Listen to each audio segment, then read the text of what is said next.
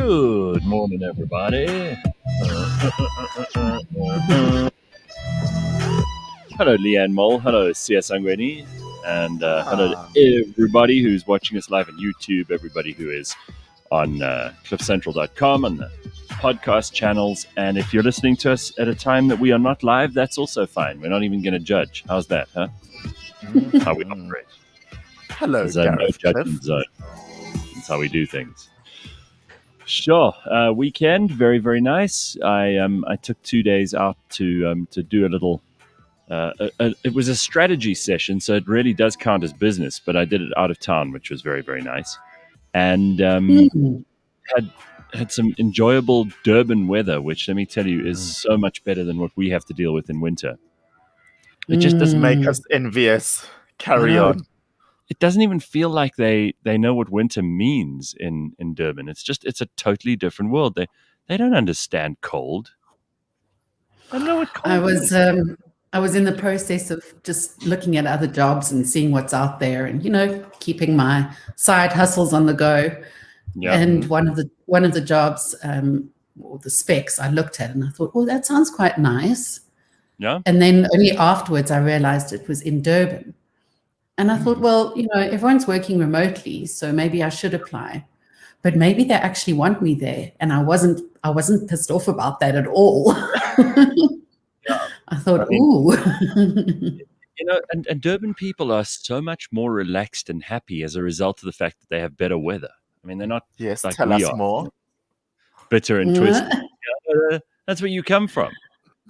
By the way, speaking of looking at side hustles, and Leigh-Ann is very busy with that at the moment. Her Oxford Street prostitution job ended a couple of years ago, and she's been. It's very difficult being a mistress in these times. Mm-hmm. Very. So, I've got some remote work on that, but it's not the same. Yeah, you do, right? And honestly, Sia, you would know about the rich husband idea. Yes, you've been trying for so long to get that right, and it hasn't happened for you yet. It's very frustrating.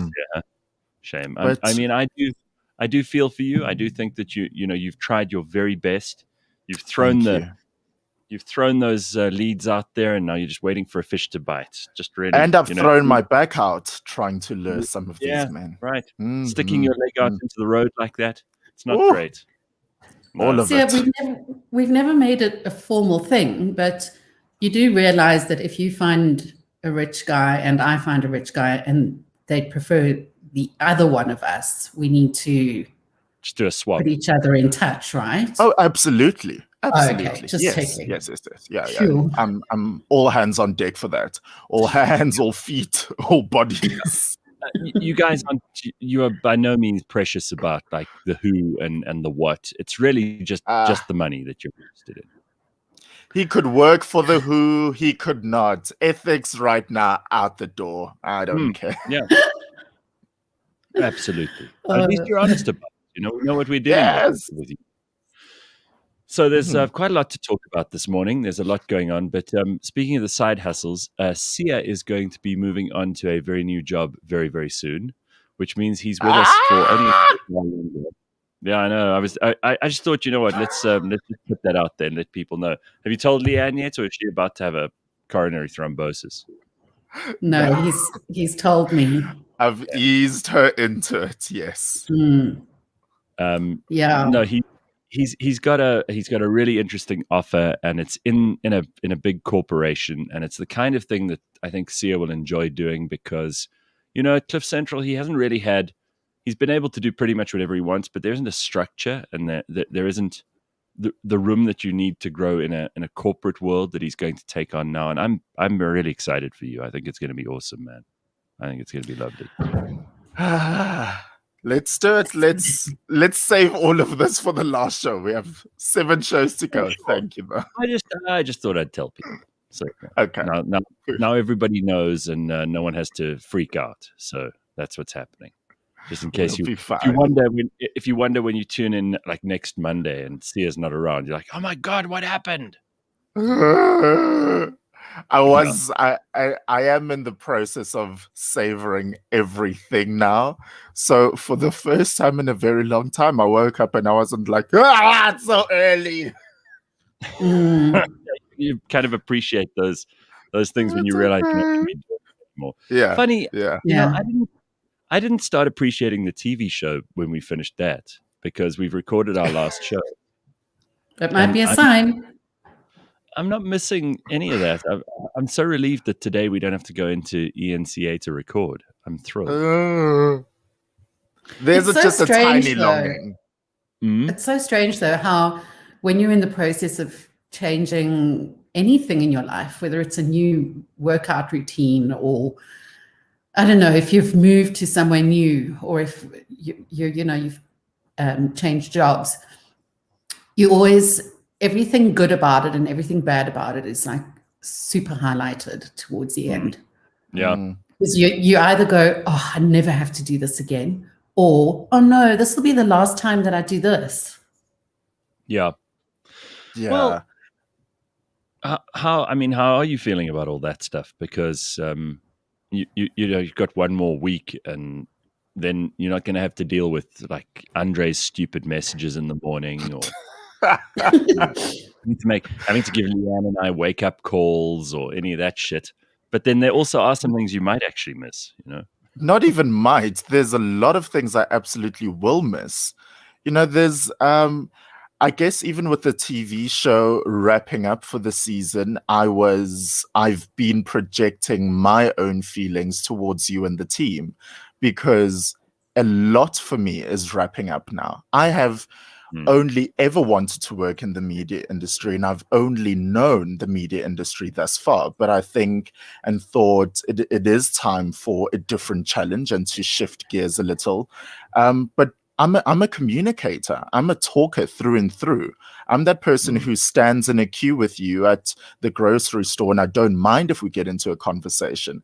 I like to know what's going on in the news. I like to know trending topics. So all of that, and not having an outlet every morning, that's going to be very difficult for me to talk about. Because, you know, yes, you guys judge me with my thousands of screenshots, but I was going over the weekend and I was screenshotting, and I was like, okay, we can talk about this on Tuesday and then this on Friday. Then I'm like, no, after next Wednesday, it won't be anymore.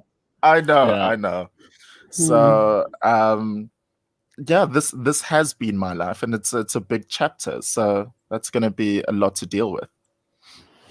So corporate, eh? Have you got your little suits all bought and steamed, and is it going to be remote? You can call me Mr. Sangweni from now on. You're gonna have to dress up, which you don't have to do for us in the mornings. But I mean, you might quite like that, because you do like dressing up. Yeah, I think it's going to be up your street. I'm still in my alcoholic pants, my alcoholic sweatpants. But now I wonder, you know, will I have like an extension number? Will you call me on an extension? Will you try and reach me, and then there's a on the line? Yeah, we'll have that music that they play when they put you on hold for those big companies, and you're waiting to kind of hear whether or not you're going to speak to them or not. Where is that music? I mean, it's the same everywhere, no matter what, and it's always the worst. Yeah, this one. I want to tell. Yeah. Yeah, that's it. Panpipes. Sia Sangweni will be with you in a minute. And I'll want to tell him something important, and a complete stranger will pick up and go, hello, Sia's desk, can I help you? And I'll go, hi, is Sia there? No, he's not. Can I be of assistance? And I'll be like, no, because I need to speak to Sia. Yeah. And you'll say, well, it's about a vaginal matter, and then, you know. Oh Lord! No, because on this show that would be on the running order, you know, for the show the next day, and then people wouldn't understand that at a company. They'd be like, "What are you talking about that stuff? Oh my God! Someone just called to talk about vaginas with Sia," and I actually now have to know proper HR procedures. Yeah. I got a really nice message from Jasmine Mulholland. We had her on the other day, right? No, she was she was on talking about her her gin that she's done with Musgrave, and the art gallery that she's actually doing a show at the moment.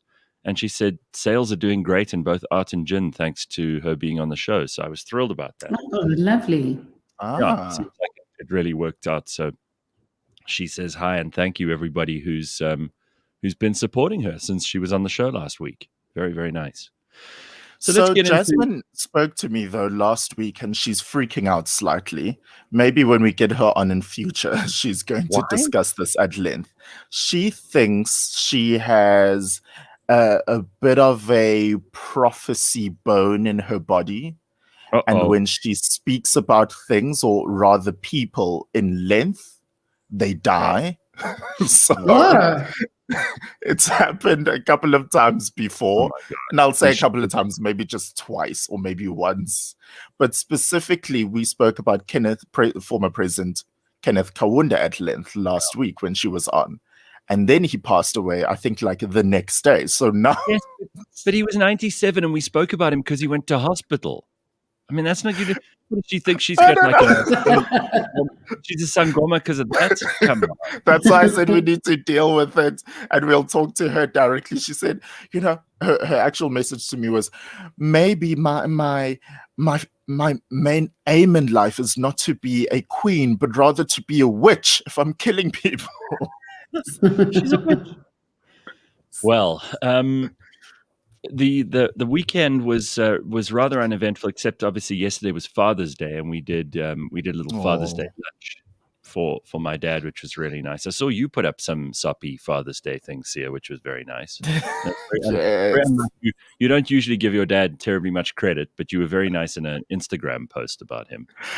You know what? We were talking over the weekend, and then actually, I actually remembered the little crazy man. And so, yeah, we spoke a lot over the weekend. My mom tried to hijack the situation. And then my mom, who I totally get being passive aggressive from, said to him yesterday, so I'm just going to let you enjoy your full day with your family. So I'm going to leave and you stay with the kids. And I thought... Oh, she just gapped it. I thought, no, you are just trying to get a day off. Yes. Because she left, my two sisters were around, and then there are the grandkids. And then she just up and left. And I thought, wow. What a bitch. you got a lot of her in you as well, man. She's a bitch. But I mentioned this one day with your gold digger husband. I can see that. I mean, you're the gold digger, obviously, your rich husband. Good point. But I mentioned this a little on Friday's show. It's still a marvel to me after so many years how my parents in particular are just always grateful for anything, just anything as gifts. My go-to gift for my dad is always a Bible, and I guess it is a bit of a collection since it's a Monday. Just different Bibles. If it's an old Bible, if it's a Bible bound in leather, if it's a Bible with artwork on it. And I got him one of those, and he's still like, oh, thank you so much. It's like, you could have guessed what it is. It's quite meaningful if you're giving him the same thing but different versions of it every year. It's kind of like he knows what to expect, but it's always exciting because it's going to be a different one every time. I think that's nice. I don't think that's horrible. Boring. It's kind of just another level to the soap on the rope, but he's still grateful. No, I think that's because it takes a bit of effort. You can't get two of the same. I guess it's a little bit of effort. I bought my dad a walking stick. Now I knew this was a double. Oh no! You buy someone a walking stick, it's usually because they're fucking old, and it's like buying your mom wrinkle cream or cellulite gel. Yeah, I once bought my mom this hand cream, but it said on it for severely dry hands or something like it. It was a description. Aging hands. Yeah. It was like this description. She went, "Oh, thanks very much. That's lovely. That's severe, huh? My hands are severely dry." So anyway, she's never forgiven me for that one, but he loves it. It's a beautiful. And I mean, I bought it in Umhlanga now. I didn't Umhlanga. I went saw it in a shop. And I bought it straight away. I thought this is a nice present, and he loves it. I mean, it's quite substantial. I mean, you could really use it as a self-defense tool if you wanted to. Oh, as well. Is it like a knockily? Yeah, it's got like a quite heavy metal head on it, and it's nice wood as well. So you could use it as a proper stick, to How did fight you with travel people. back with it then? That's the funny thing. So they let me on the plane, and I was carrying this stick, and I thought, they're probably going to take this away from me and ask me to put it in the hold or something. They didn't. You can get on with a stick. But take your Swiss Army knife that's this big on, and they'll take it off of you. Throw it in that bin. So In the meantime, you could bludgeon someone with a stick. Yeah. Exactly. I mean, those cabin crew are hardly the strongest people in the world. If I were a ne'er-do-good and I decided to use my stick to like smack them on their heads, I could do some serious damage. Or else they just didn't think I was a terrorist. Maybe that's what it is. Maybe because of your age now, they didn't look past the stick. Hey, Leigh-Ann. Coco Leigh-Ann, don't start that. Yeah, said she. I'm 2 months older than Gareth. I'm allowed to say those things. Didn't you have a bun in your hair last week, old lady? Yeah, exactly. Really nice bun, you lovely. So I guess this might be this is more the apt room or audience to have this conversation with. We don't have kids, and it's a conscious decision for us. No one will mate with us. That's why we don't have kids. Gareth, do you get Father's Day messages? And if you do, does it bother you? Jesus, if I got Father's Day messages, I'd be terrified. I'd think, oh shit, I'm going to be paying maintenance now every month. No, I do. No, I think for a lot of guys, especially in South Africa, we know how we've got these deadbeat dads, right? I think Father's Day is terrifying for a lot of men. They're like, oh God, just get through this day. Just get through this day. I just don't want that, that child that I think I might have had or didn't have or did have, or maybe there was that one mistake, and make it through the day. And they're like, whew. There are a lot of guys waking up this morning going, whew, Father's Day is over. Thank God for that. No, I don't get Father's Day messages. I see a lot of them on social media. It doesn't bother me at all. I think it's really sweet that there are that many people. We know we've got a problem in South Africa with fatherlessness, and we know we have bad male role models for so many people. So when I see other people celebrating their fathers, I'm thrilled. It really makes me very happy. I think since it might be different in my circles, for a lot of African cultures and communities, there's you're my sister, and it doesn't really matter if you're biologically my sister. But there's now I'm being viewed as a father, and I'm like, excuse me, I'm still 26, and these are my juicy years, and also I'm not a father because I don't want to be a father. So don't send me these messages. But, my sisters will send me messages, and my cousins will, and they'll say for who you are in our kids' lives. I'm like, ugh, stop with that. I don't want No, I think that's often in a shop on Mother's Day, the teller will say, and Happy Mother's Day. So, they don't know that you're barren.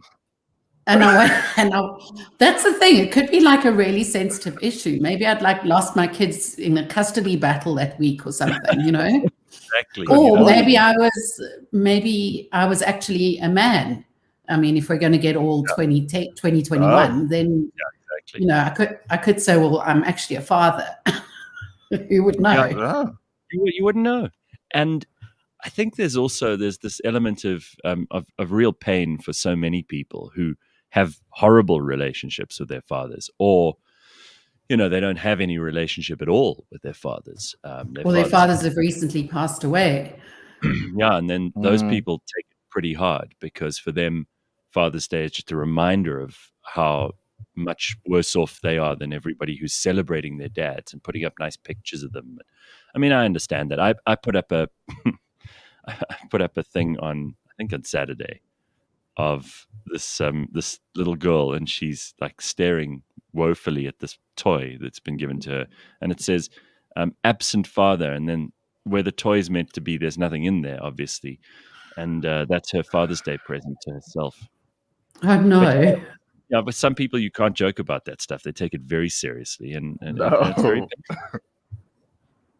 So anyway, and then of course you get the single moms who try to steal Father's Day for themselves as well, as if Mother's Day isn't enough. You see, there's Well, absent moms on social media like, Father's Day, me too, me, but me also, a single mom, me. it's such a minefield these days. And then there are people who've lost their parents, and then you think, should I send a message to them? I don't know. It's just horrible. Well, I mean, if you like that kind of thing, there was plenty of that on social media yesterday too. And you know, again, I like it when people are full of gratitude for what they've got. And if you spent Father's Day being grateful for the positive male role models in your life, that's fantastic. Just realize you're in a fortunate position, because obviously that's not the case for all people in this country or in the world, in fact. I mean, you know, there's so many people who are still searching for that father figure. We do have Hanan joining us a little later on, Dr. Hanan Bushkin, who's going to chat to us about a bunch of things, and we'll talk about those with him in a little while. If you've got anything you want to ask him, you can do so by sending us your questions, just gareth@cliffcentral.com. And we can talk about all of the issues that you have psychologically speaking, or that you think you'd like us to unpack with Dr. Hanan in a short while. Let's get into some headlines quickly. And if Dr. Hanan can't get to your question, just hold fast and hold steady, so that in 3 days' time, the Father's Day chocolates are at a discount, and eat your emotions away. That's right. Just eat your emotions away. That's exactly right. You know, because that's obviously acceptable. All right, let's talk about this. Officials extinguished a blaze at Chris Hani Baragwanath Hospital. I mean, really, as if our hospitals aren't under enough pressure already. Firefighters and security staff on Sunday put out a fire at Chris Hani Baragwanath Academic Hospital. It's understood the fire started in the laundry section, which is also near a COVID vaccination site. Officials suspect the fire was possibly triggered by a heater that was not switched off by one of the employees. Blaze destroyed the office and a room, which kept records of the laundry and some linen. Operations at the facility are running normally, as the blaze was extinguished before it could spread to other parts of the hospital. Thank God for that. We don't need to have a huge part of Chris Hani Baragwanath burned down. Not now, when we need it the most, or at any time. Frankly, when do you need no one's going, oh no, this is a convenient time for a hospital to burn down. No one said that ever. Yeah, let's do renovations now. It's really quiet. Yeah, always. The Hawks have said they cannot be drawn on speculation surrounding reports that the fugitive self-proclaimed prophet Shepherd Bushiri has been in and out of South Africa recently. This guy is just seemingly too important and too rich and too powerful to be arrested. The City Press newspapers reported that Bushiri has managed to flee from authorities in South Africa, claiming he was in the country in April and fled before he was arrested. He and his wife, Mary, who were released on 200,000 Rand bail each, were cited as safety concerns. The Hawks have said, we will not be drawn into comment on speculations on the matter. We therefore appeal to anyone with credible evidence that supports these speculations that are doing the rounds to come forward with information to the police. Meanwhile, in Malawi, the extradition case against them has been in and out of court after the South African government launched an application to have them brought back to the country to face a slew of other charges. Early this month, the High Court in Pretoria postponed the fraud and money laundering case to the 1st of November, even if it's in absentia, which means they don't even have to be here. We can find them guilty without them having to be present. And the objections are pouring in for Gqeberha, the name they want to give to PE, because it seems that lots and lots of people were never consulted on this. Bad news for people, though, who did object to the renaming of Port Elizabeth. The Arts and Culture Minister, Natim Tetwa, says it's here to stay. And he was the only one pushing this, by the way. More than 12,000 objections were logged over the names. And it's not just the names for Gqeberha, also Karika, actually, and King Palo Airport, as well as Chief David Stuurman International Airport. I mean, what a lot of shit. Some of these concerns raised were that the new names could impact tourism, and that they had nothing to do with the people of Nelson Mandela Bay. But after consulting with the South African Geographical Names Council, Tetwa has decided all the objections are rejected. Oh, really? He's going to reject them, huh? Natim Tetwa. Mm. Because I've heard even the mayor of PE doesn't like that name. Oh. Yes, great. I just think, anything. I understand that there are things that need to be named off, but don't tell me that everybody knows the story of Rebecca. I don't think they do. I don't think very many people in PE can even tell you what that comes from. And if you can't do it, then what are the chances that someone from, I don't know, Holland or Japan or Ouagadougou is going to have an interest in that, and they can't even pronounce it, bro. They're going to be mangling that name for the rest of time. And it's just, I think it's stupid. And it's all come from Natim Tetwa because he's doing nothing. He's been sitting on his ass as Minister of Arts and Culture. He's not looking after our artists. As I discussed with Mark Lottering, you'll see that on our show on Wednesday.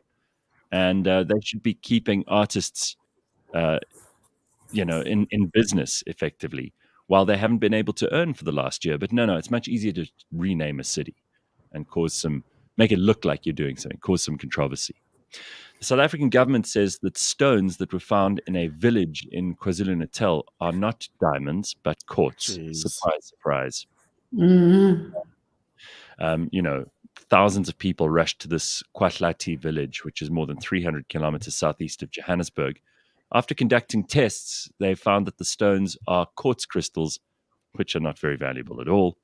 After feldspar, quartz is the most abundant mineral in the Earth's crust.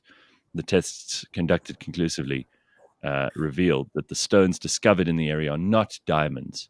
And you know what's so sad about this is you had people like abandoning their homes, their families, their jobs to go and pick up these rocks near Ladysmith in KwaZulu-Natal. And it's quartz. It's like the second most abundant mineral in the crust. This is such a sad story, but these people are desperate, right? And let's just think about the fact that these are not professionals. Mm-hmm. They were running to these situations, putting themselves in harm's way. I'm thankful that we haven't heard of cases of people who've been injured in the process, but it's just sad. Well, you know what's going to happen. I mean, you know that there are people who are they're just not going to believe this. They're going to keep on doing this. This is going to become their pipe dream for making millions and for finally being able to send their kids to school or being able to pay for food or being, basic stuff. We're not talking about rich people here. And it's a pipe dream. It's just a joke. It's very, very sad. Finally, Israel's prime minister has called on the US and its allies to wake up to the threat of Iran as talks continue to revive a landmark deal to limit the country's nuclear program. Naftali Bennett said that Iran's regime of brutal hangmen wants nuclear weapons, something Iran has repeatedly denied. And this is obviously flying in the face of all those people who thought that Benjamin Netanyahu was the reason that we had a problem in Israel and with Gaza just recently. Well, clearly not Benjamin Netanyahu, guys, because this guy's got more or less the same policies, and we're not seeing any change in narrative from the people who claimed that about Netanyahu. So good luck to you. And I'm in the same sort of sphere of interest here. I think Iran is a danger, not just to Israel, but to the world. And Iran is the chief instigator of terrorism in that part of the world. And Naftali Bennett is exactly right, the new prime minister of Israel, that we need to step up measures against Iran. They are the problem. They're the the neighborhood bully, and they're effectively making it possible for Hamas and for Hezbollah and many other terrorist cells all over the Middle East, including in Yemen, to do the damage that they're doing. Just ask the Saudis. They'll tell you about that. Or the UAE, or Qatar, or Yemen. They'll tell you all about Iran, but no one wants to hear that story. It's just not as positive as making Israel the bad guy. Anyway, that's what we've got for you this morning in headlines, and we're going to turn our attention to Dr. Hanan Bushkin now to do what we do on a Monday, which has become, for some people, their favorite part of the week, because if you start your Monday with Dr. Hanan, it's better than starting it with all those concerns that you keep hidden and you keep to yourself. You got to get them out there and talk to him about the most important stuff that's going on. And it's delightful to see you. Hello, Dr. Hanan. How are you? Hello, nice to see you. Yeah, you look like you've significantly had to warm up your outfit this morning. Is it pretty chilly where you are? Just driving in the car. It's the first time in this year that the sign came on with 4 degrees. Yes. I know that sign. That's the start of My winter. car warned me too this morning, and I thought, is this Armageddon? What is happening? So there's a lot that we've been receiving from people in terms of email, but I want to go to something that I think that maybe you can help us with. This is, of course, we call it It's Going to Be Okay. And with the year that we've all been through, that's a message that we need to keep putting out there. And we thought we'd tackle mental health one bite at a time, like eating an elephant. And we'll start the process with Dr. Hanan Bushkin. He's a renowned psychologist and head of the Anxiety and Trauma Clinic in Johannesburg. And I thought we'd talk about Monica's question here. She says, they say we need to self-regulate and not use other people's validation to feel good. But isn't it good to get feedback from people? And you did sort of touch on this last week, Hanan, but how do you find balance, Monica says? And I think that's probably a really good question. So let's start off with who you get your feedback from and how important it is to distinguish between people who mean well for you and people who are just criticizing you because they don't feel good and because they want to pull you down. And then maybe you can give us some pointers as to how much feedback is good and how much you've got to trust your gut sometimes. So feedback is not only good, it's a must. We function really well. That's, as we discussed last week, that orients us to where we are. The way I know that I'm a good father is the feedback. The way I know I'm a terrible dancer is feedback. The way I know I'm a good psychologist is feedback. The way I know I'm a terrible whatever friend, feedback. Feedback is what defines my identity. It starts at 1 day old and it doesn't end for the rest of your life. You know, for those parents, for the newlyborns, you know, we put the newlyborns in these short onesies. I don't know if you know this, but we put them in onesies that are a little bit too small for them. And the reason why is because the baby needs feedback. It needs to push against something to orient itself and feel like it's not falling. So feedback is important for us when we are born, and it carries throughout our lives. So it's not about self-regulation. As a matter of fact, we regulate ourselves through external means. You know, people think that self-esteem, my identity, starts from within. My identity doesn't start from within. It starts externally. Self-esteem starts externally. And, you know, like we are born into this world with different temperaments, different looks, different... Hold on. What you just said is really controversial because there are people running around the world now who say, oh, no, whatever I say is true about myself is true. And whatever reality there is outside in the world must just comply with what I feel inside. You're saying the opposite here. And this is a big deal. This is like basically, you know, there are so many people in the world right now who expect the world to bend to their desires for themselves and their own ideas of what their identity might be. You're saying, no. Your identity is actually established by social feedback. 100%, but not 99%, 100%. We are born into this world, different looks, different temperaments, different personalities. Some people are born into this world looking and sounding like Ferraris, and some people are born into this world looking and sounding like Toyotas. And just because you're a Ferrari doesn't mean you'll have high self-esteem, doesn't mean because you're a Toyota doesn't mean you have low self-esteem, because your self-esteem is not dependent on who you are. It depends on feedback. So if the Ferrari grows up on an off-road track where it's told every day, you're not good enough, you can't do it, you're not good enough, you're not good enough, the self-esteem of the Ferrari, the spec'd-up Ferrari, will be zero. You put the Ferrari on the racetrack where the feedback is you're incredible, this is your lane, the Ferrari self-esteem is through the roof. That's why tall people, short people, fat, ugly, whatever people can have unbelievable self-esteem or not, because it's got nothing to do with who you are. It's got to do with the feedback. The trick is getting on the racetrack as opposed to trying to swim uphill or getting on the off-road track. So it's not about that self-regulation, because I say to people, nobody's bigger than their environment. So I get pushback on that. People say to me, well, Hanan, I've overcome my environment and I've moved to another. Exactly. Yeah. You've moved to another, because the environment is the glass ceiling. So nobody's bigger than the feedback that you're getting. If the Ferrari is told the Ferrari, he's told you not enough, you're not enough. On day one, the furry is going to be like, I don't care. On day two, I don't care. On day three, it really starts to care because the feedback is negative. So it's not about that self-regulation.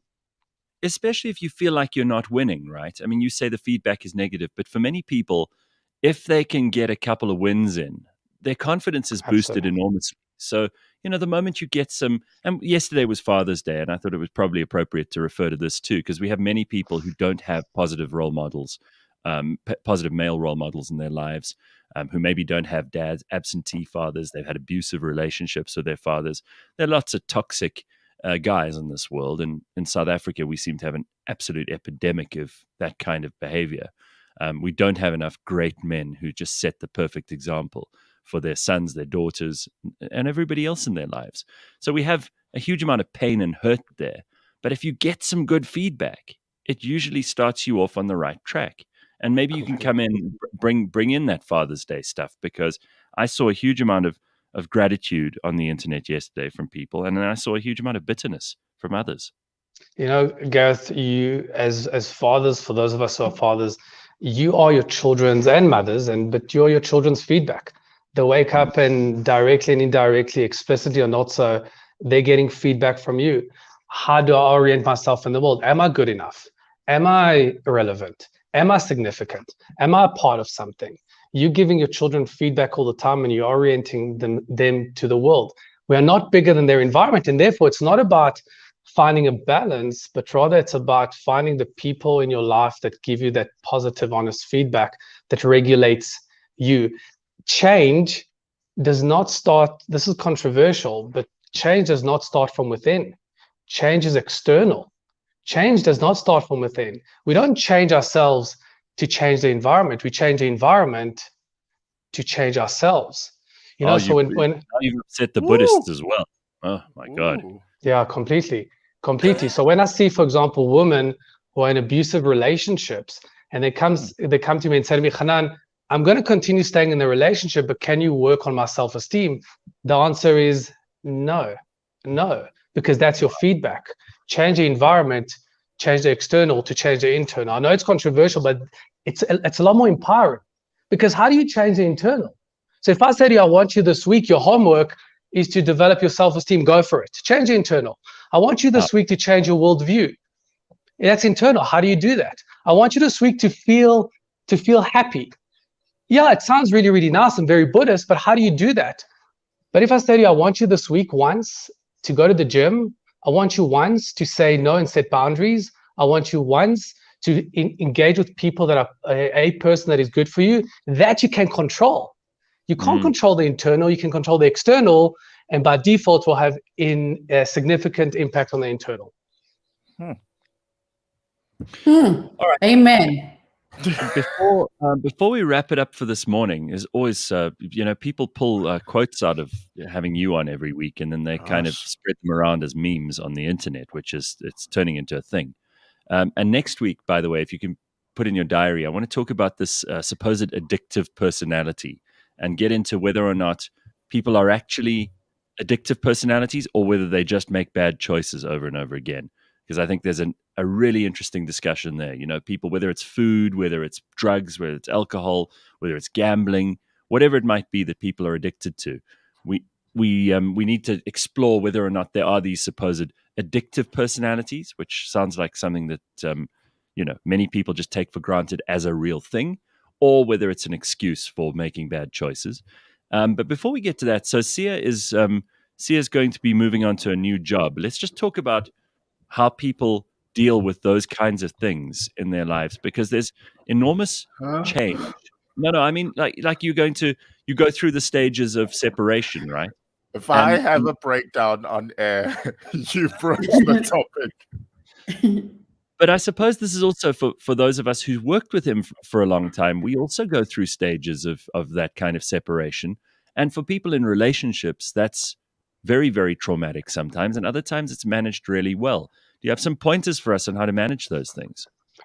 So, yeah, moving from one relationship to another, one job to another, one home to another, it's actually very difficult psychologically because the brain likes consistency, predictability. As a matter of fact, I was referring earlier to women who are in abusive relationships. Even moving from an abusive relationship to a very healthy one is very difficult, because the brain finds that the common predictable nature of the world, and it likes that. So the moment you move even from something bad to something good, or something good to something different, your brain needs time to adjust. Leigh-Ann only hits Sia once or twice. I mean, she's not really abusive. And let's just make sure that that's clear. We didn't want to cast aspersions on Leigh-Ann's character. But yeah, even ugly bad situations, your brain prefers the predictable to the unpredictable, is what you're saying. For sure. No, that requires shedding new skin. That's what grief is. Grief is all grief is going from a world that I'm really used to a world that I don't know what to do in. So, for example, in somebody that's leaving a job to another, Sia, you know this terrain, you know this jungle, and now moving into a desert, the rules are different.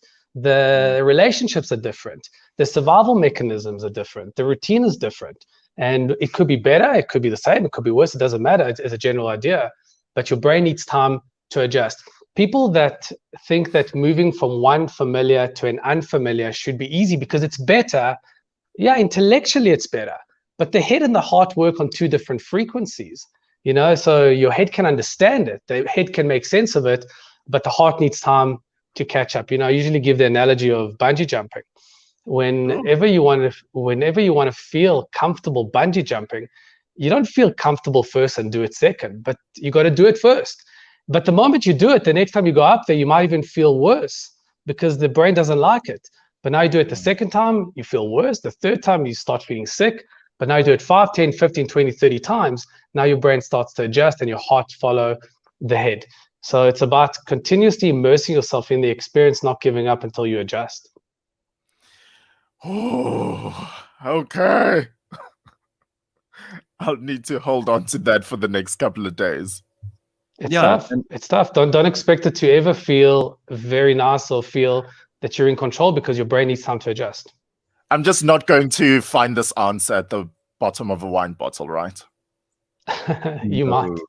Okay. Actually, you won't. I need to clarify. Lenice says this accounts for people who move from one country to another, which I think is a thing a lot of people are going through. With the pandemic, it's separated families across geography. A lot of people are trying to travel now again. Some of them are returning to the country they're actually from because they were stuck somewhere for lockdown. But people who are emigrating and immigrating, that's a big change too. Your same rule applies, right? The same rule. So anytime you move, again, the brain likes consistency and predictability. The moment your world is set and you move into another world or another situation, another relationship, another job, your brain goes, I don't recognize this. Error, like a computer screen, not trying to figure out this brand new world. And it needs time to adjust. The mistake that people make in not adjusting is that they don't immerse themselves in the experience. So they move into the experience and out of the experience, in and out. But the moment you immerse yourself, your brain is an incredible machine that just finds a way to kind of make it work and adjust. Yeah. Well, that's pretty much all we have time here for. Sia, do you want to ask anything else quickly? No, I'm good. I have my morning full. How do you know if you... Oh, you go for it, Leigh-Ann. Yeah, I just wanted to say what I've taken from this, and it's probably wrong, but I am a Toyota and I'm going to get off the highway. What? What do you mean? In other words, I keep on trying to think I keep on thinking that I'm supposed to be a Ferrari, but I'm not. I'm a Toyota. Right. And I don't have to be in the fast lane. I'm happy to be in the slow lane.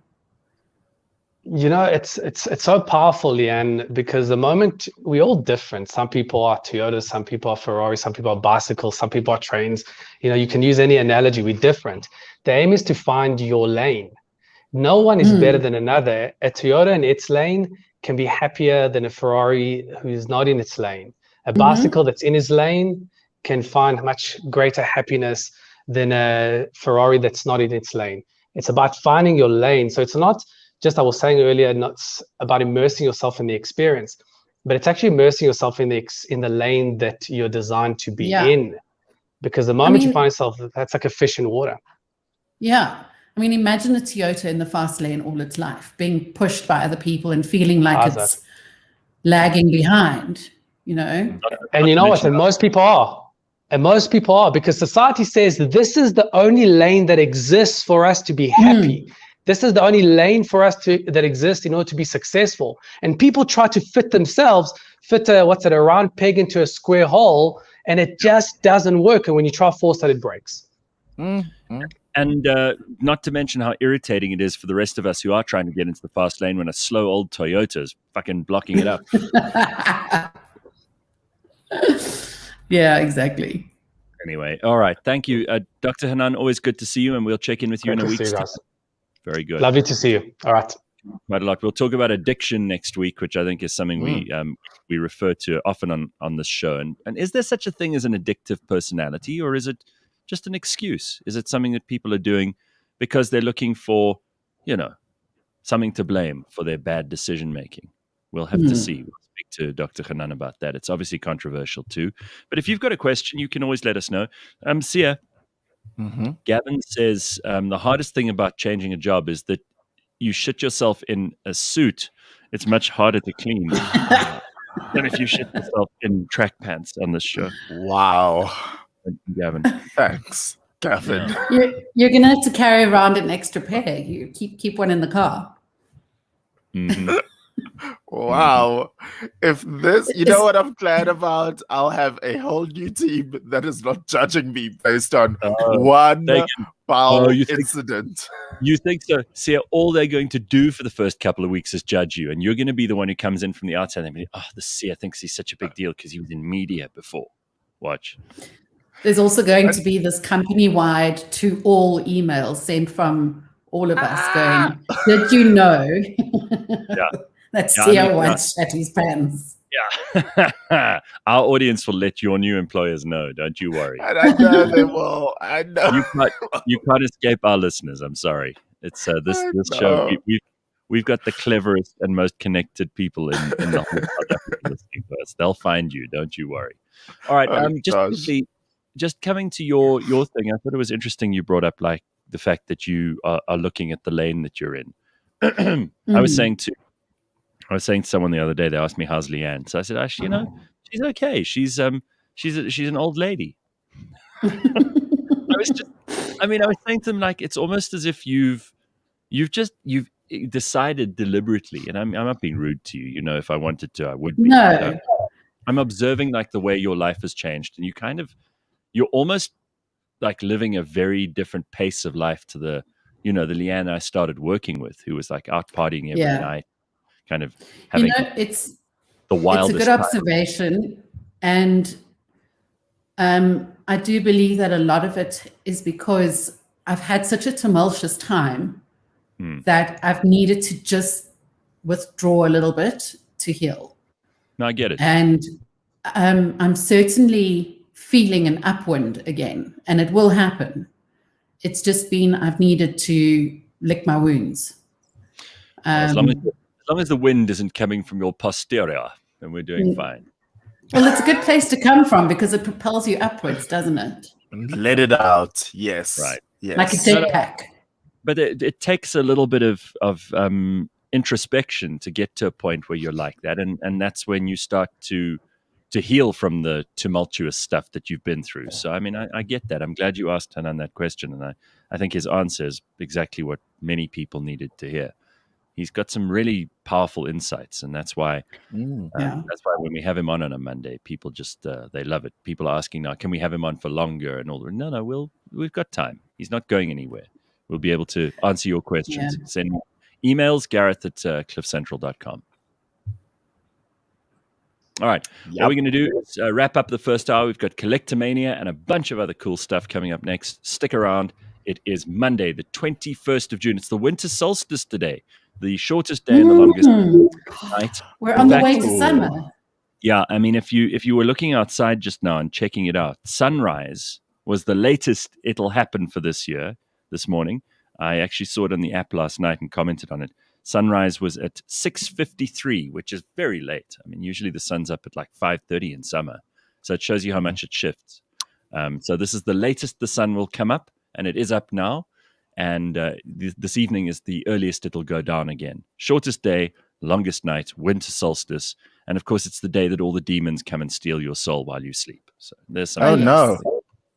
But don't let this sun go down on me. Okay, all right. That's enough.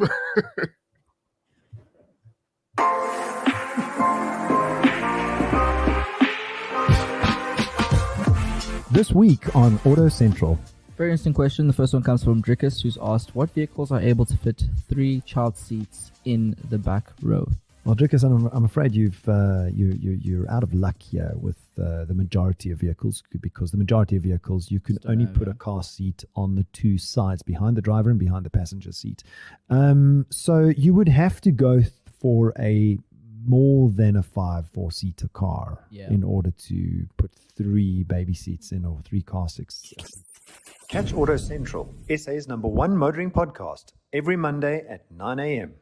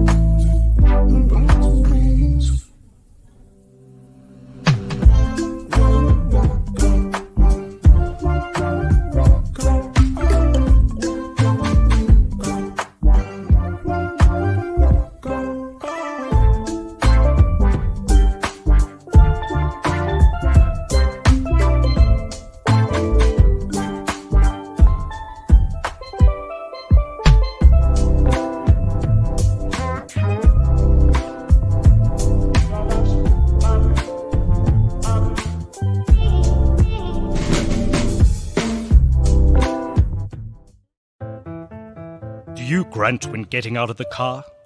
Creak when getting out of bed? Do you walk into a room and forget why? Are you having trouble in the sack? Is the hump in a slump? Join me, Chris Haven-Smith, and Dr. Mark on the T-Health Show every Wednesday morning at 9 a.m, where we talk to medical and allied professionals about those serious and not so serious medical lifestyle issues. T-Health Show, sponsored by the T-Clinic. The T-Health Show is available on podcasts. Subscribe on Apple Podcasts, Google Podcasts, Spotify, or wherever you listen. CliffCentral.com on a Monday morning. It's the 21st of June, and we are speeding towards the Collectomania for this week, which is going to be very exciting. We speak to a guy called Mark Wade, who collects bayonets. Wow. Yeah, this is pretty interesting. It's quite a wild thing to collect, don't you think? It's it's so specific. It's like if you collected guns or you collected knives, those seem like 2 good categories, but bayonets are like halfway in between. Of course, a bayonet is something that you fix to the front of a rifle and you use to stab your enemies when you've run out of bullets. Ooh. That's a nice But his name sounds apt for someone who collects something like that. Mark Wade. I want him to chew tobacco and spit. And use a bayonet on someone. Yeah. Sounds about right. I went out for supper on Friday night, and this new curfew, which, I mean, listen, I hear lots and lots of people have got coronavirus now. I hear lots and lots of people in this 3rd wave. I mean, I don't doubt for a second that it's actually happening. But it seems like the numbers of people it's huge. I don't know why we're not seeing the ticket tape that they used to have last year this time about how many infections, how many deaths, how many blah blah blahs. But I'm hearing hospitals are full. I don't know how much of this is true, because who do you believe these days, right? Either way, depending on no, the curfew came into play last week, and therefore, everything shuts down at 9, which makes it a little bit difficult unless you start having supper at like 5:30. It's just always a rush, and the people who work in these places have to get home before curfew. So 9 o'clock just seems kind of ridiculous. I mean, we were at 12 o'clock a year ago. Now we're at 9. Seems a bit dumb. If you're going to go out, you're going to go out anyway, right? Shouldn't make a difference what time. Why do you think they're doing that? It's got to do with, I believe, alcohol and alcohol-related behavior. So yeah, when you're inebriated, you'll probably change your social distancing. There'll be a lot of hugging, maybe some kissing. You never know. I wore a mask on the plane the whole way down and the whole way back, and I just could not wait to take that thing off. I actually felt like, like my skin was getting like oily and gross with that. Have you ever have you experienced having mask-y moisture because you've kept your mask on so long? It's horrible. Yeah, that's one of the reasons I tried to go to church a while ago, and throughout the church service we had to keep our mask on. When it was time to pray, I spoke to Jesus, said, Jesus, I love you and all of that, but I'm not going to ruin my skin for this. I'm going to praise you at home. I can't do that. No. But I had to actually calm one of my friends down over the weekend, who it was at about like 8 a.m. or 9 a.m. They were posting on social media going, wake up, everybody, wake up, because you have less than 12 hours to drink until curfew curfew begins. I'm like, dude, it's 9 a.m. Calm down. Wow. Yeah, I mean, really. We are not waking up and thinking, oh, we have to drink now.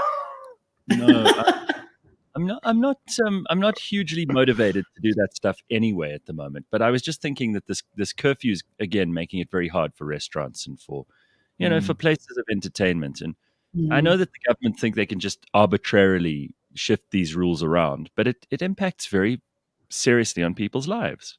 And I mean, not just those of us who are going out to have supper, which is my experience of it, but those people who work in those businesses. Don't tell me it's not going to affect their income. Don't tell me it's not going to affect their ability to. Most restaurants make more money out of alcohol sales than they do out of the food.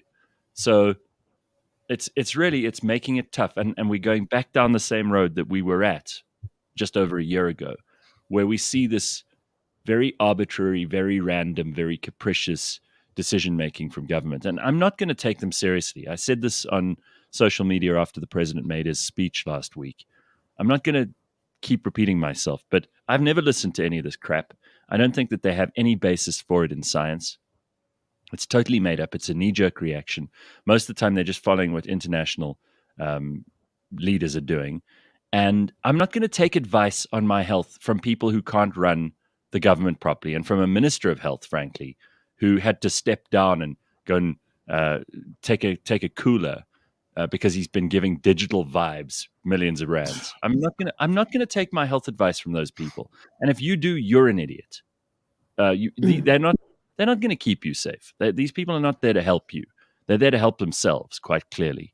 And the PPE scandals and all the stuff that we've uncovered since then should make it clear to anyone who thinks that government is on your side. They are not. You are not going to get any help from these people in government. They are not your friends. In fact, no fitness help from people who can't run the government. Correct. Yeah. Aha. Very nice. All right, a couple of things that are in the news that we need to get into this morning. Leigh-Ann found a story about a woman in Mpumalanga who turned to police after a false sex advert was created in her name. You see these posters and you see these sangomas who can give like penis enlargements and whatever else it is, and there's a number on there. Mm-hmm. And I've often thought, like, what if I put my friend's number? What if I put a sticker over there just to mess with them? And I put their number under the Sangoma thing, and they started getting all these calls. But this had evidently happened to a woman in Mpumalanga. Yes, her name is Lizelle Taljaard. Oh my God. She's 48 years old. And she started receiving these strange calls from men who were asking about her availability. Wow. She lives in. Yeah. Now, what does she do at the moment? Is she a stay-at-home mom? Is she a CEO? What does she do? Do you know? I'm not entirely sure. She lives in Oorgies. Gareth, what's that O? The first, O for Oorgies. It's a tiny little town, but the reason I'm asking what she does is because if she's, for example, a beauty therapist, then if they called her for her availability, she'd think, oh, they want a facial or something. Yes. Oh, yeah. No, but it was the type of availability. Oh. So one of the first call that she's got that Truecaller app on her phone. Mm-hmm. And the first call she got was identified as coming from the Kgosi Mampuru prison. Oh, nice. That's great. Oh. So Good morning, she thought to herself, I'd better answer this. I mean, you never know. And the man on the other side asked about her availability to give the service that she had allegedly advertised. So she was like really upset and confused, and she ended the call. And then her phone was just flooded. Texts, WhatsApps, all from men requesting sexual services. She received close to 50 calls and messages. So she asked some of them where they got her name and her number. And they said they were responding to an ad placed online on a dating website. Yeah. So she immediately called her lawyer, and the lawyer made sure that the ad had been removed. They got in touch with this dating site and said, we weren't the ones I wasn't the one who placed it. And there's actually been a criminal case opened, and there'll be civil proceedings which have been lodged against the person behind this. I mean, it is defamation. So they found the person behind this? Not entirely sure. Not entirely sure. Because you could, anyone could do this. If you were a spiteful, mean human being, and there was someone you were having an issue, you could do this. You could actually place an ad. I know people who've done this as a joke, but they weren't being malicious. They were like, "Oh, my friend's trying to sell his dining room table," but he wasn't really. And then he'd get all these calls, like 20, 30 calls from people, because he'd put it on Gumtree or something. Yeah. And eventually he'd be like, "Oh, for God's sake, I'm not selling my dining room table." And he'd find out his friends had placed it, and then they'll remove it, Yeah, it could be a jilted ex-lover. You never know. Yeah. I mean, this woman from Oorgies is, she's probably really cross about this. But you see, you have to get a lawyer. Suddenly it becomes very serious very quickly. Now you have to get a lawyer. You have to pay the lawyer. The lawyer has to call up the dating site, threaten legal action unless they remove it. It's a pain. Yeah, it's but crazy, in these times, these tough economic times, and people are losing their jobs, and then you get 50 calls from one website ad alone. So I would start looking at that as a career. People are thirsty. Hey. People are really thirsty. And thanks to lockdown and all the rest of it, people are hungry to get involved with other people. And if there's someone who's advertising that she has availability, some people might be jumping on that. And then can you imagine the shock? How was an inmate going to book her? How was that going to work exactly. Out? Maybe he was getting out soon. Who knows? But imagine the shock of receiving a call from Kgosi Mampuru prison saying, "What sexual services can you offer me?" Oh, what a shock. No, don't lie, Leigh-Ann. You'd be slightly excited by that. I know. That's your thing. You're one of those women. Aren't you one of those women who writes to prisoners and, you... Oh, my word. Yeah, I'm engaged to someone on death row at the moment in the US. It's written in the stars, isn't it? Man. Well, here's a much more horrible story, and I mean, I don't doubt that the woman in Oorgies has had some real suffering as a result of this, but this is absolutely horrendous. Apparently, an American student and a former Marine was found dead in Russia a couple of days after texting her mom. She sent her mom a message and said to her, "I hope I'm not being abducted," and then she turned up dead a few days later in Russia. I mean, this is just absolutely terrifying, because the in-between stuff is what we don't know. She sent her mom this message, and her mom was obviously worried, couldn't get hold of her for a number of days, and then they eventually found her body. And there are actual, there are sex traffickers, there are dangerous people who trade in human beings, and we hear these stories, and we've all watched Liam Neeson's movie Taken, right? Mm-hmm. But this woman, she was a former Marine, so she probably could put up a better fight than most people, and she was clearly like aware of what was going on, because she said this to her mom about, I hope I'm not being abducted. But what do we know about the details of this? Because it's a horrifying story. So they have been able to trace back what the beginning stages of this might have looked like. Her name's Catherine Serow, and she was 34 years old. She had texted her mother, who lives in Mississippi, to say, in a car with a stranger, I hope I'm not being abducted. So after they'd found her body and it was quite grim because it was in a wooded area about 250 miles from Moscow after a massive search, they started to look back.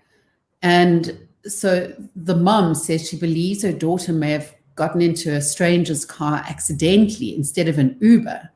Because she was in a rush to get back to a clinic where a payment she'd made hadn't gone through. So she quickly got into this car, and apparently when she saw that the person wasn't driving to the clinic but instead was driving into a forest, she panicked. And that's when she messaged her mom and said, I hope that, I haven't been abducted. She's a student who's... When you check, I mean, sorry, not when you check, but when you get into one of these Ubers, and Sia, you were driving in Ubers for a long time because you had your car accident, and you've been Ubering pretty much for the last few months.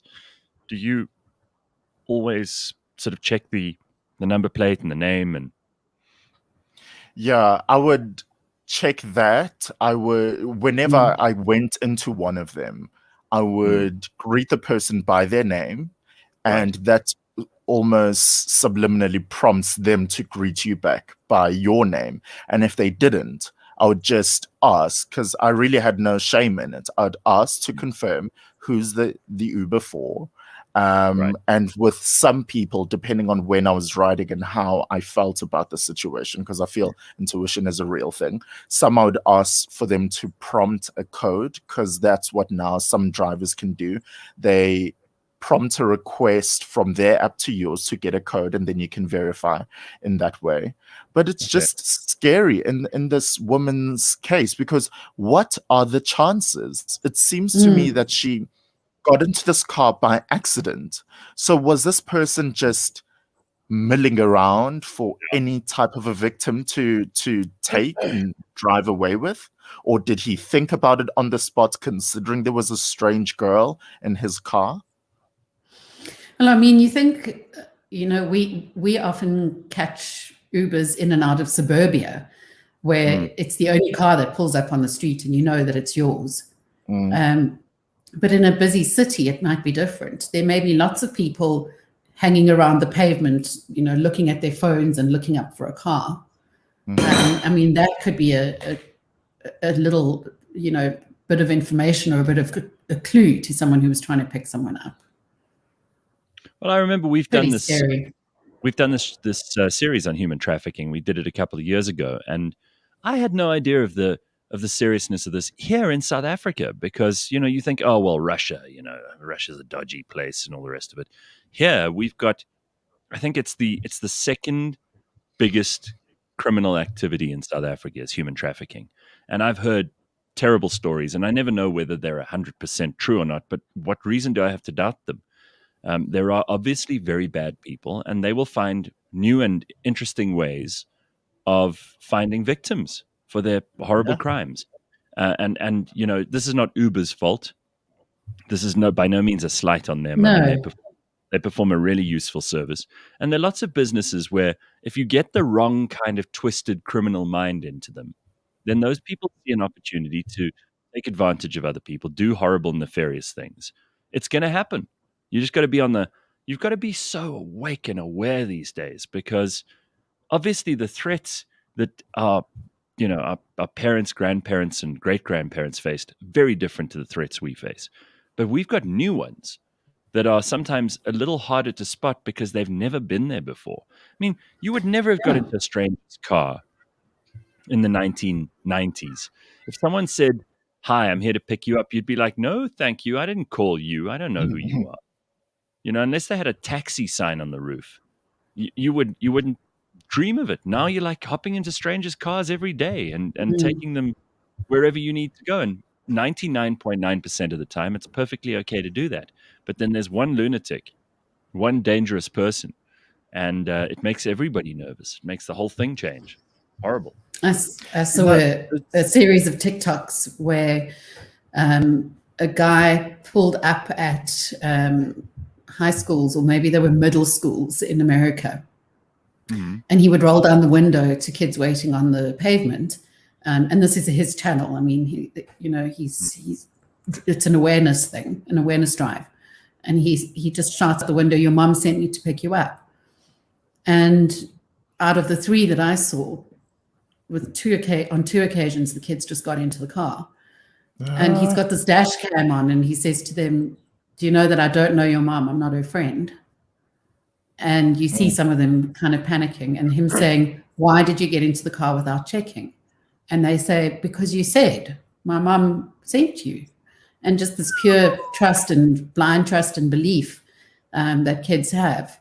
There was only one kid who said, I'm just going to phone my mom to check. Yeah. But this guy was in on it with the moms and had.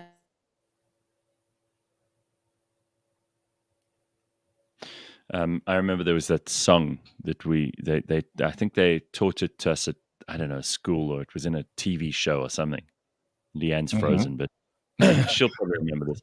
"Don't talk to strangers or get into their car. You will be sorry." Yeah, oh, geez. Oh my gosh. Remember that song? They taught us a song or something when we were at school, when we were little kids. I always thought the last thing you want to do is get in some stranger's car. So they put the fear of God into me at an early age. Look, it's sad that we live in this world, but I'd prefer being extra careful than not. I was actually remarking about this with my flatmate last week, because we started scrolling through our chats between the two of us, and most of it comprises of sending each other live location. Where if I'm in an Uber, as I have been a lot recently, or if we're in a place and we're not really certain, it's just send a live location and let's see what happens. With you, it's important to do that because you once went for a walk through some nature reserve and got lost. So good point. Botanical gardens. Good point. But last week I went to pick up my dry cleaning, and I was chatting to the people who work there, and we were, they were very friendly people, but it was around like 5:25, almost 5:30, and the store was closing. And because we were just friendly, one of the guys asked, "Oh, would you mind dropping me off at the taxi rank?" Because he was going to take a taxi, but he thought, "Oh, well, we were talking and you're driving off." And I even thought with something as innocent as that, it could turn out horribly bad. So I had to send her my live location and, look, I'm still standing and everything was fine, but you can never be too certain. Well, talking about people getting into vehicles and things and going far away and dodgy people doing this. Apparently 41,000 people have signed a petition to stop Jeff Bezos from returning to Earth once he goes up in his rocket. He's got his rocket that he's launching soon, and he's going to go up with a couple of other people. It's going to be a first space flight for him. And 41,000 people so far, and I'm sure there'll be many more, have signed a petition to stop him from coming back. So this is obviously not going to stop him, but it's hilarious that those 41,000 people took time out of their day to sign a petition to say, why don't you stay away? It's better if you stay away. How about that? Why are people such shits when they want to be? So he's scheduled to leave on the 20th of July, and so 3 days after he made this announcement, he announced it, I think, earlier this month. specifically that he'll be traveling with his brother. So 3 days after that, there were 2 separate petitions that were launched to and prevent him from re-entry to Earth. And in just about 10 days, we're now standing at more than 41,000. So the first petition, these are just people who are way too fixated on his money and have an issue with that. Yeah. So more than 23,000 people have signed that petition titled, "Do not allow Jeff Bezos to return to Earth." And then the description of the petition is, billionaires should not exist on Earth or in space, but should they decide the latter, they should stay there. And so some of the people who've signed include comments like, being let back into Earth is a privilege, not a right. And Earth don't...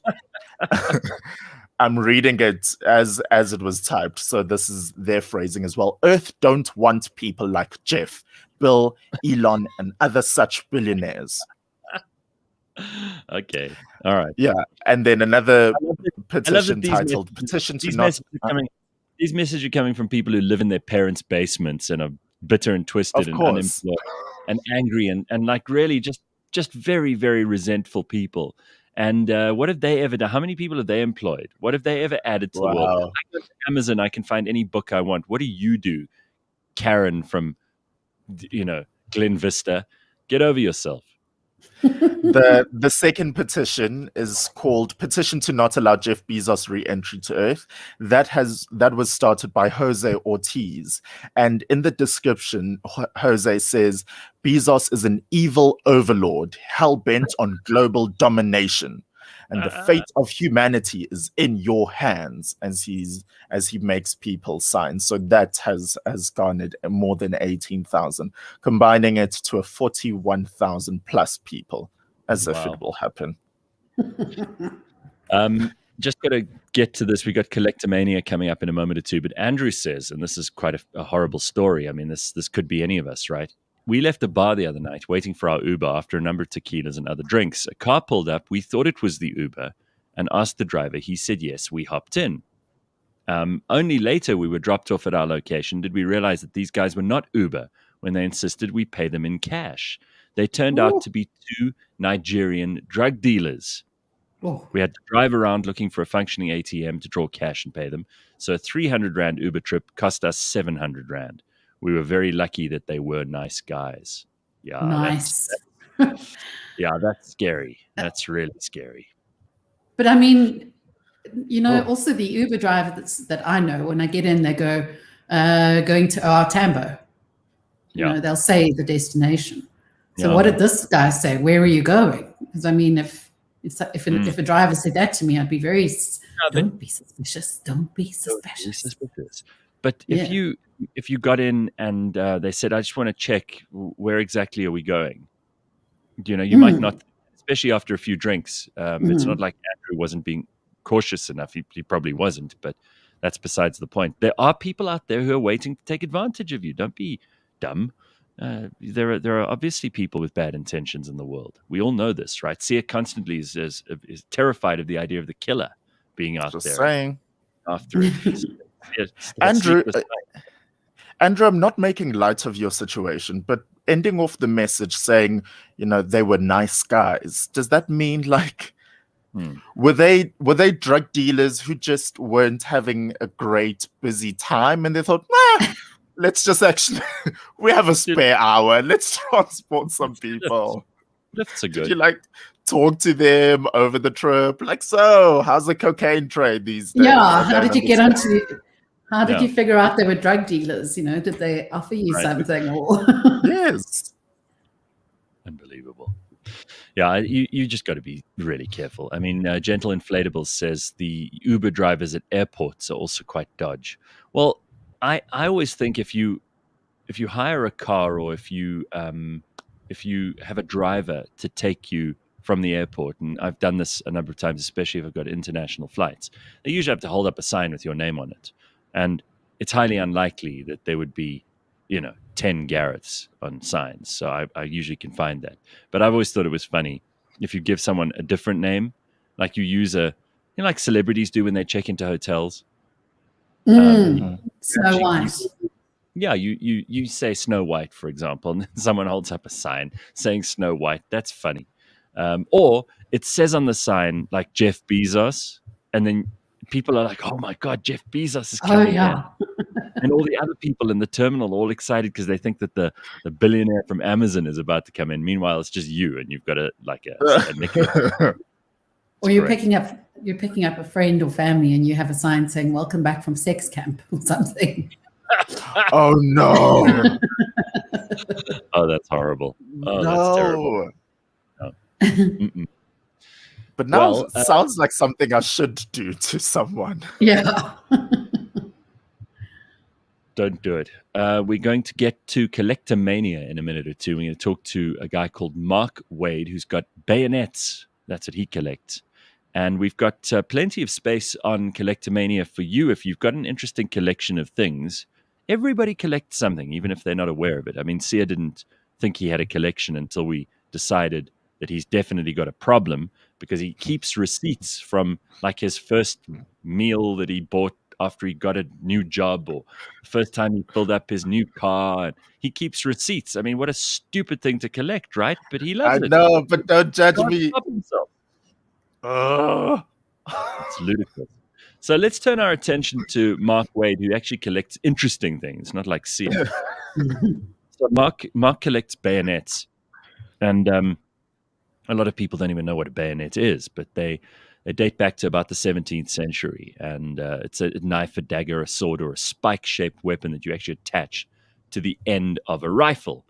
And they used to issue these as a standard issue to armed military outfits in almost every country in the world for a couple of hundred years. But it's a very curious thing to collect. And Mark is with us now. So first of all, let's say hi. Hey, Mark, how are you doing, man? Nice to have you on the show. Oh, pleasure being here. Good morning. Yeah. Hey, man. Listen, this is such an interesting thing to collect, and I see some of them on the wall behind you. Those look amazing. How many are we onto at the moment? How many of these bayonets have you got? I have about 100. The gaps you see are in the display are what's stuck in the post office. Oh, I've been waiting for about 6 months to a year. Oh man, I also I obviously collect a bunch of different things, and one of the things I collect is chemical elements on the periodic table. I can't tell you how many times I have just things just go missing. They're just gone.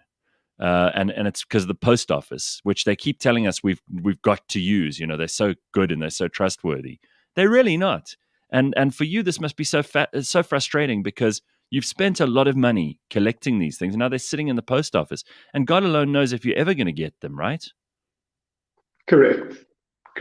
Normally, to import from Canada, for example, it takes 4 days from Canada to our Tambo, and anywhere between 6 months and 12 months to get to the post office. Yeah. So, I mean, that's, you say 100 that you've got there, but you've actually trimmed your collection right down, because you've decided that 100 is probably about the right amount, and you can't collect forever, and you can't have a million things in your house, right? Very true. So you get two types of collectors. You get the collector that buys any bayonet he likes, or you get the collector who focuses. I focus on Great Britain, 1888 to 1948. So just that 50-year period of bayonets. All right, so 1888 to 1948, we've got roughly, the end of the Crimean War, we've got Anglo-Boer War One, or the South African War 1, 2. We've got World War One, and we've got World War II, or have I missed something out? Correct. You've got the Second World War, First World War, Second World War. Okay. So it's a good period of history to look at. All right, and what kinds of bayonets are we looking at here? Are these all short little swords like this? I mean, show us some of those that you're particularly proud of, and which ones are the rarest, and which ones are the ones that are most accessible. Okay, so generally, if you look at that collection at the top left, you're starting with the 1888. On the far right, you're looking at the spike bayonet. The spike bayonet's the cheapest and the easiest to find. You're looking at about 400 Rand for a bayonet. On the top left, you're looking at an 1888 3-rivet, extremely rare bayonet. the most expensive you'd find in this specific collection. Some of them have like a leather kind of holder on them, almost like a protective pouch. What's that? The scabbard. It keeps it safe from the elements. Now, you asked my most valuable. So value is specific to the collector. It doesn't have to be financially valuable. It could be valuable to you for whatever reason. But mine would be. You wanted it, you would pay whatever it took. If you really, there was one piece that you were missing from your collection, there's probably any price that you could reasonably pay that you would pay to complete the collection. Very, very true. Yeah. For example, this is a King's African Rifles bayonet used by the colonial forces. It's a hooked quillon. They're extremely rare. You're looking at about 15 to 25,000. To me, it's worth that money. The next person's going to look at it and go, "Oh, it's a knife. It's worth $100." I've seen you at arms fairs buying Japanese katanas. Yeah. You know what the weaponry is worth. We've probably met before, so yeah. I mean, I do have swords, and that's just another one of my kinds of collections. But yeah, it's to me, this is such interesting stuff because it's a topic of conversation. It makes your house interesting. It's a little obsessive for some people. I mean, they spend a huge amount of money and probably more time than they do on their kids or their families or whatever else it is. But to me, it's really interesting. And to collect something like bayonets, do you often think that you should collect the rifles as well, or do you have some of those, or do you because you can't expand your collection forever. I mean, you're buying the rifles, then you're buying ammo, then you're buying, bags for the rifles or whatever else it is. It can go in any direction. Well, the benefit of a bayonet, you walk into a shop, you see it, you buy it, you take it home. If you're collecting a rifle, you need to apply for the permit, the license. The license needs to be renewed every 5 years or 10 years. So rifles are problematic. You do have some of the big boy collectors like Tal Katz, who has 800 rifles with 800 bayonets attached to them. He has a staggeringly huge, amazing collection. But he goes through the efforts. Yeah. I'm too lazy. Well, no, I don't think you're lazy at all looking at what you got there behind you on the wall. How do your family and friends feel about this? Do they support you with your collecting, or do they think you're a lunatic? Okay, the trick is to choose only friends who collect. The thing with collecting, a lot of people mistake collecting a historical artifact as glorifying a specific period of history. So, for example, if you collect a German bayonet dated to World War II, it doesn't mean you're a Nazi supporter. Now, your collections, the way you display, needs to reflect a historical perspective and not a glorification of war or political ideology. And as long as you stick to that, your parents and family and friends should support you on it. Yeah, I mean, I see these shows where people are using like metal detectors to go over old battlefields in Europe, and they try to find things. And if they find something that's got like a Nazi emblem on it, that doesn't mean that they're suddenly a Nazi supporter or that they think, that that's particularly glorious. They're collecting artifacts. And these, just because a museum displays something doesn't mean it supports that idea. Correct. Very, very correct. I have some paraphernalia which I would never put on my wall because it may offend someone. I see it from a historical perspective. I have a beautiful history collection, but you always risk offending a visitor or a person who visits your house randomly. So you leave it off the wall, and then it's purely for your own enjoyment. Well, I mean, these days, even displaying certain flags can get you branded as a hate speech advocate. So you've got to be extremely careful about some of this stuff. Obviously, for many people, that's ridiculous. They are just collecting and displaying stuff that interests them. But obviously, some people don't have the broad understanding that this is not an endorsement of those ideas. Tell me quickly, because you started collecting obviously at a young age. When did you develop the interest in bayonets, and how long has that been going? Probably I'm one of the last generation who served in South African Defence Force, and you were issued a bayonet in 1992, and that was my first bayonet. And then from there, I moved on to swords, And from there, I moved on to bayonets. Did you have to give back the one that you were issued, or have you got it? I have it. Oh, nice. Yeah, because But now sometimes. you mentioned. Yeah. Sorry. You mentioned a flag. Mm-hmm. So, for example, a flag, I lowered the last flag before the democratic elections at Home Affairs. I have that flag in storage. I can never display it because people will be offended by it because they assume I glorify a relic of the past, which is not the case. But you've got the actual one that was flying at Home Affairs. Correct. Well, there were many Home Affairs departments, but I have the original one, yes. That's very cool. So it must be a fairly large one because they have different sizes of flags as well. Yes, it's a big one. Oh, that's so cool, man. Damn, I think this is amazing. All right, so you've got 100 bayonets that range between 1888 and 1948. And you've got this great display behind you. Where do you go? Because people don't know. I've been to a few of these things. You obviously know them a lot better than me. But there are arms fairs that they have, kind of annually or twice a year or whatever in different parts of South Africa. And then people bring their stuff out. Do you sell as well, or do you just buy? I tend to buy and swap. Okay. So a lot of the rare things that I find, for example, a few months ago, I found an African core artifact, and I donated to the British Museum. They never had one. You ship it off, it'll appear in a book, and there'll be a little name tag saying donated by Mark Wade. A lot of collecting is about sharing the enjoyment of collecting. Yeah, you don't want to just keep it for yourself. You like to exactly. Absolutely. All right. So this is, of course, part of our series on Collectomania, and Mark is a great example of this. He and so many of our other collectors that we've spoken to collect all these fascinating things, and we continue our weekly dose of Collectomania, talking to compulsive collectors. It's all brought to you by the South African Gold Coin Exchange and the Scoin Shop, where, just by the way, you can get some pretty amazing coins, which are also very collectible, and they're also a great investment. So you might want to check that out too at the Scoin Shop, SCOIN, and you can find out more about the South African Gold Coin Exchange by going to cliffcentral.com. Mark, it's a great pleasure to speak to you. Keep collecting. I love this stuff, and I love the fact that you've also given some of your bayonets to museums. I think that's amazing. I should think about that next time I want to clear out some space. Maybe I should do the same thing. Good idea. Yeah.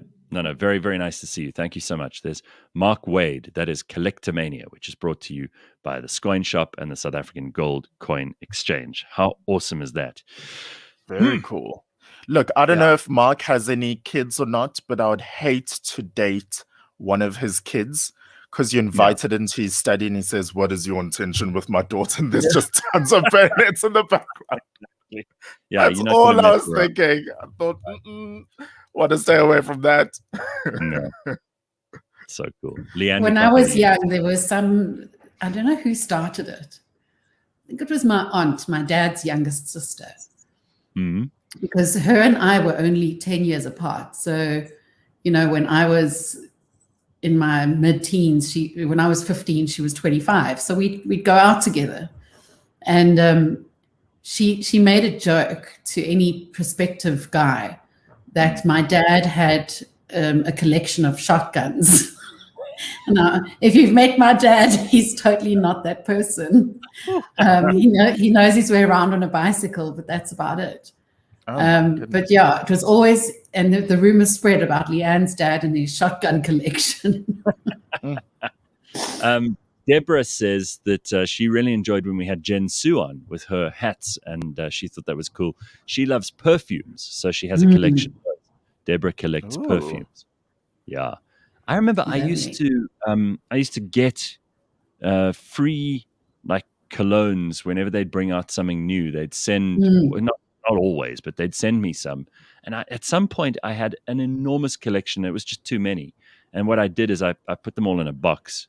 And then every time I had friends over, I'd say, just help yourself if you want one and take it home. Because there's just no way I could handle it.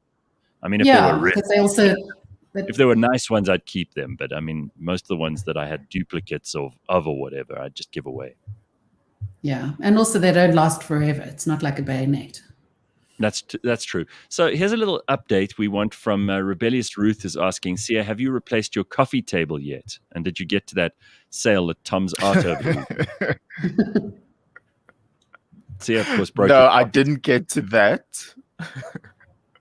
I've commissioned a coffee table that I'm still waiting for, that I think will just be so rajaja. That sounds very. There are a couple of other comments here. Deborah says she's got 700 perfume bottles in her collection at the moment. Wow. And of course, some people just collect the bottles because even if the perfumes run out, the bottles are so pretty. You know, there's a whole world of like perfume bottle collectors. That's the thing that carries the value. The actual perfume, as soon as it's not in a nice bottle, it loses value. And we discovered this while chatting to Damon about his perfumery. It's all about the bottle. It is. This is what I love about this Collectomania. And there couldn't have been, if you designed something for this show and something that we'd love to talk about, you couldn't have designed a better idea than this, because we get to speak to all of these really, really interesting people who have these bizarre, outlandish collections. And now, Deborah could be the next one talking about her perfume bottles when we do it again next week. If you know about this, email us and we will put you on the next episode of Collectomania, which is brought to you by the South African Gold Coin Exchange and the Scoin Shop. And we had Rael on the other day, whose idea it was to do this. Such a good idea. Can't tell you how much I love it. All right. So there are a couple of other things that we still want to get to this morning. Leigh-Ann has sent me a very funny list of bands if they had Afrikaans names. And this is really funny. It is so perfect. I'll give you the first two, and then Leigh-Ann can give you the next one. So the Pet Shop Boys, if they were Afrikaans, would be called the Troeteldierwinkelseens. Stupid. And the Smashing Pumpkins would be the Platgemoerde Pampoene. That one. The Clash would be Die Botsing. Frankie Goes to Hollywood would be Frikkie gaan fliek toe. Frikkie. Banana Rama, and again, only South Africans would get this. Pisang Margarine. Van die Rama. Yeah, Rama. Exactly. Iron Maiden would be Meister Sissy, and the Spice Girls would be the Armat Slette. Oh, come on. You're slick. That's my favorite one. Meatloaf is vleisrol. Simple Minds is Dofkoppe. Dire Straits is Murdu. Yeah, and then Def Leppard is Stom Doof Luiperd. And then the longest one is Johnny Rotten and the Sex Pistols, which is Jannie Frot en die Pomp Revolvers. I can just picture someone taking the absolute piss out of these bands should they ever tour South Africa. And it's like, welcome to South Africa, just so that you're down with the people. Can you pronounce this for us? Yeah. I found out over the weekend that a family friend of ours is going to be on the next season of Boer Soek 'n Vrou. So I'm really excited. Are they the Boer or the Vrou? No, they're the Boer. And he's got a beautiful farm in the Free State. And I just know when all these vroue see his house, they're going to fall in love. They're just going to be desperate to get into that house and become the vrou of this Boer. No. But it's so funny. Like my sister used to joke, because we all kind of grew up together, and my sister and her best friend used to joke with him and say to him, we're going to come and we're going to enter Boer Soek 'n Vrou if you enter, and then we'll make we'll make it ridiculous. We'll make it stupid. We'll pretend to fight over you and all that kind of thing. And now it's actually happened. He's going on Boer Soek 'n Vrou.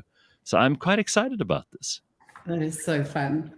I used to think the show was absolutely ridiculous. Now I go, hey, it speaks to a certain audience, and so why not? It works. Listen, that show I'd be doesn't just very work. happy. I'd be very happy to marry a Boer in die Vrystaat. Honestly. Oh yeah. Absolutely. But you have to be. The problem is, like, a lot of the girls who enter these things, they have a fantasy in their head that they're going to marry this Boer and live in this beautiful house on a farm and kind of be the lady of the manor, so to speak. But if you're a boervrouw, you have to be able to fight a veldfire, inject a vaccine into a baby lamb. You have to be able to slaughter a chicken. You have to be able to take the kids to school in town, which is 2 hours away by car. You have to be pretty rough and ready. You can't be some tart from Joburg who's just getting her nails done every Friday. You have to be up for some hard stuff as well. The funny thing is that Boersukke Vrou, the executive producer on that is the guy who I worked with on Idols before. His name is Hanan Bushkin. He's a brilliant TV man and a real. He's one of those creative people who have such an appreciation for art in general and for performance art, for film, for literature. He's a very smart man, a deep, thoughtful, and very, very intelligent human being. And Herman came up with the idea of Boersukke Vrou, and it's actually been taken to Australia. They've bought the franchise in Australia, and now they've got Farmer Wants a Wife, or whatever it's called.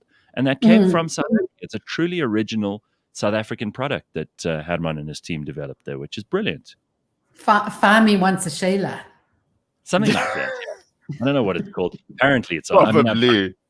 I heard from people who work with him that that's what's happened, is that they've actually bought the idea for Australian television, and it's very popular there because, of course, they've also got, these farmers who live far out of town, and you can't very well go on Tinder if you live in a little dorp and there's no one around. Plus, you're not going to get the kind of people that you're looking for on a dating.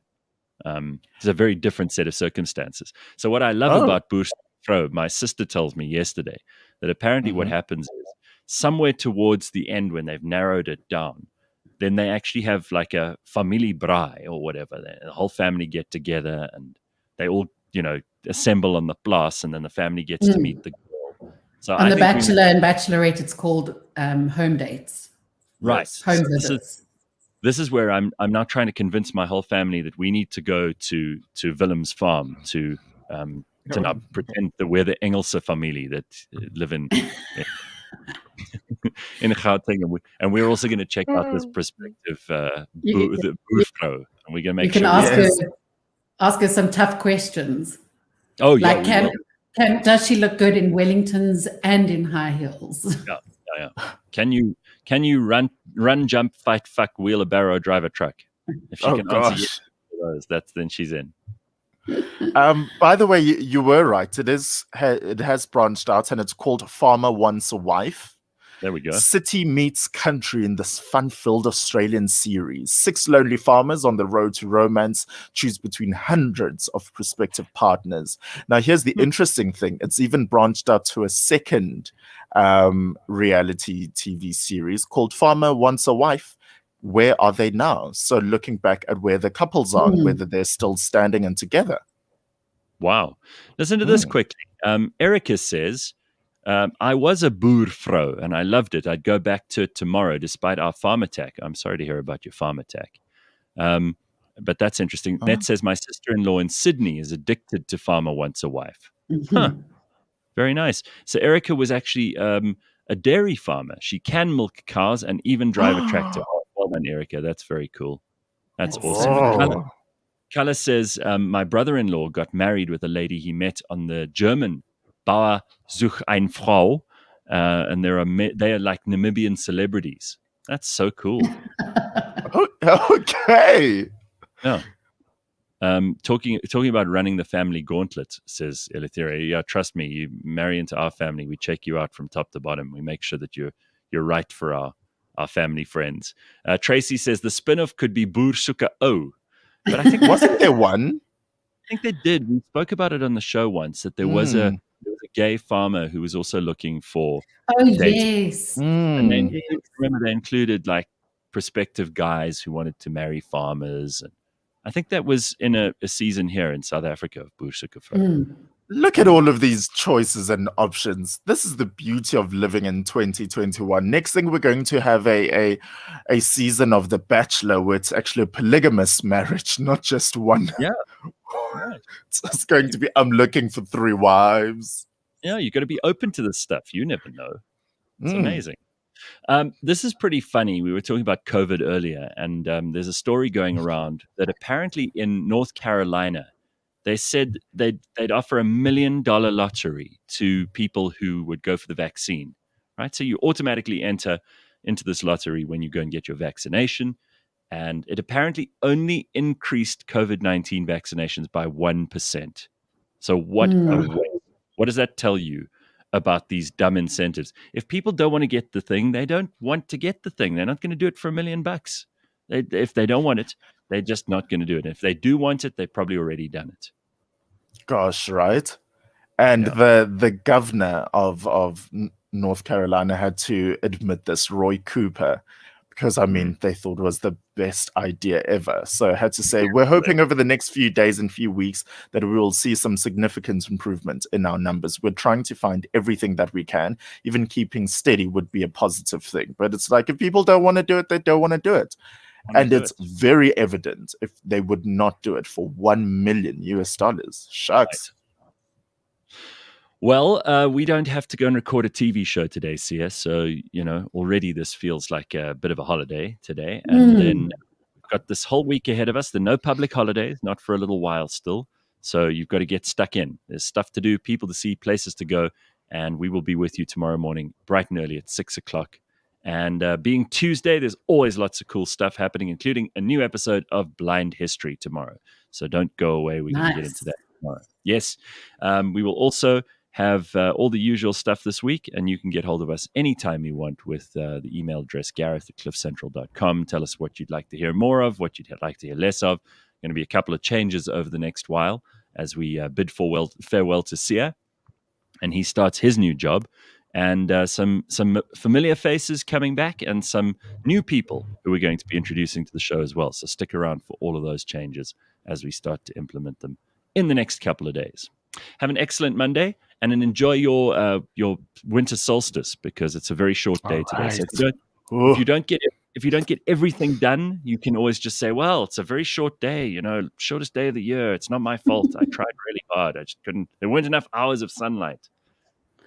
And by the way, I know that a lot of people have been worried. Eskom have just issued a notice to say that they understand that people are very concerned that there haven't been any load shedding problems in the last week, but they are attending to the problem. Oh, please. Load shedding again. Just don't jinx it. Yeah, please. Yeah, definitely. All right, everybody. See you tomorrow.